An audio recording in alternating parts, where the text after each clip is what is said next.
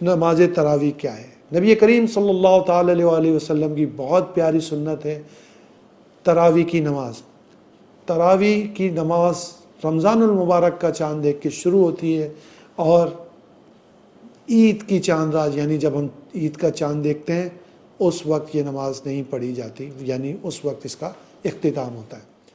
نماز تراویح عشاء کے فرض کے بعد صبح صادق سے پہلے تک ادا کی جاتی ہے اور اس کی 20 رکعتیں 20 رکعتیں ہی نماز تراویح ہے۔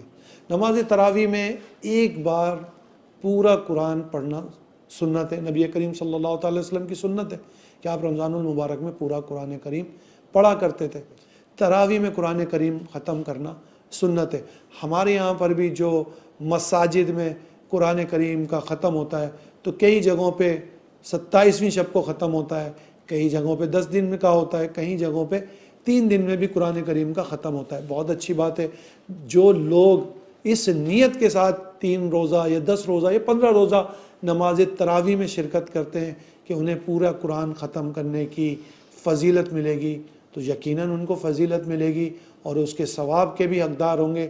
لیکن اگر کوئی 15 روزہ تراویح پڑھتا ہے، باقی باندہ رمضان یعنی کہ باقی ماندہ دنوں میں بھی اس کو نماز تراویح پڑھنا پڑے گی، اگرچہ اس کا قرآن 15 دن میں ختم ہو گیا ہے، کیونکہ یہ روزانہ پڑھنی ہے، روزانہ کی سنت ہے۔